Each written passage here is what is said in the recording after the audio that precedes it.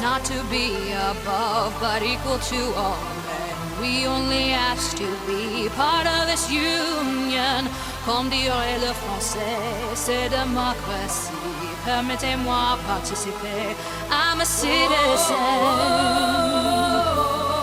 of this nation.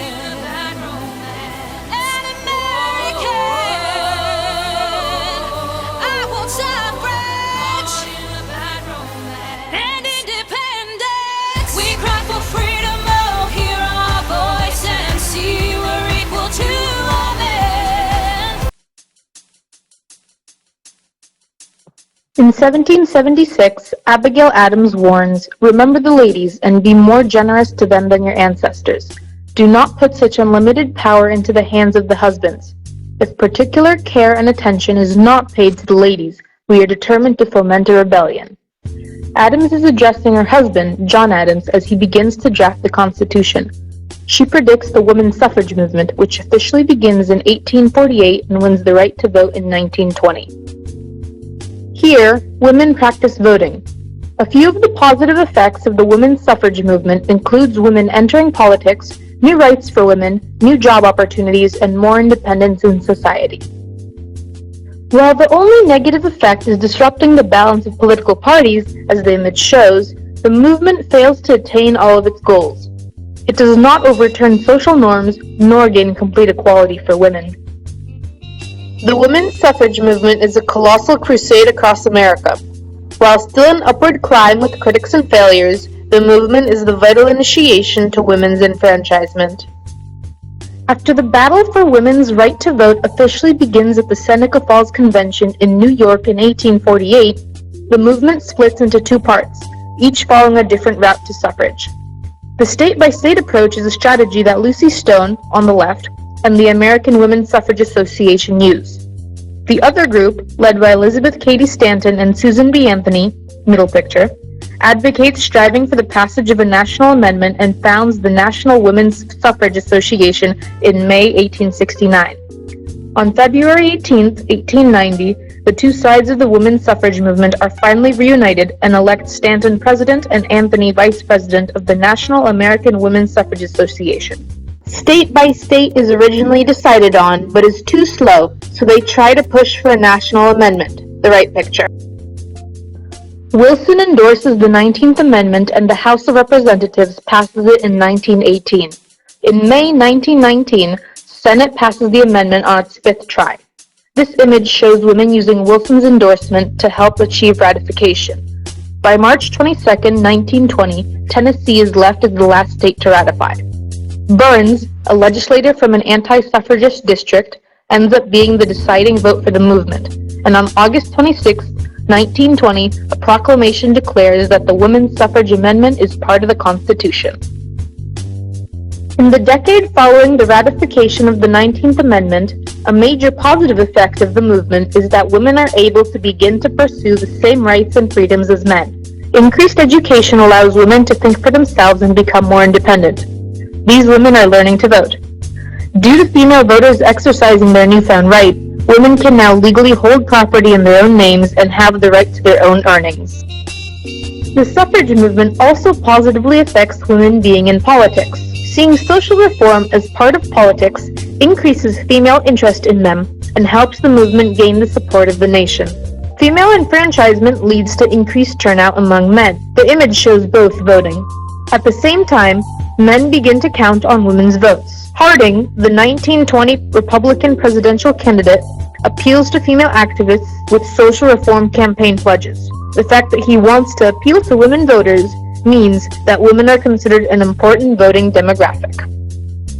Many rights, although sought after immediately, are awarded only at the turn of the 21st century. Women can now vote in elections, own property, have custody of their children, and hold public office due to the suffrage movement.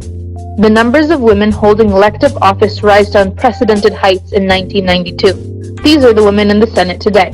During the 1920s, all of these rights are but a dream, while in the 21st century, they are reality.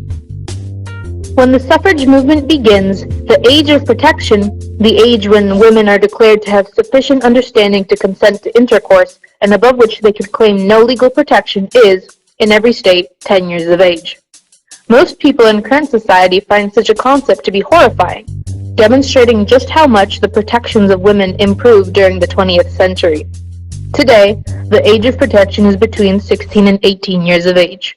This is due to the efforts of the women that won the right to vote because of the suffrage movement. In contrast to its positive effects, the suffrage movement skews the political balance during the Jazz Age. Women only recently entered the voting scene, so, unlike their male counterparts, they do not have generation-long allegiances to a certain party. Republicans direct many campaign pledges towards women in order to win their votes and succeed. This upsets the existing voting balance, as the images show, throughout the Jazz Age. The suffrage movement fails to obtain equality in politics as social norms continue to keep women in the background during the 1920s. In the years immediately after suffrage, political parties only allow women to participate on a very superficial level, and only to get their support.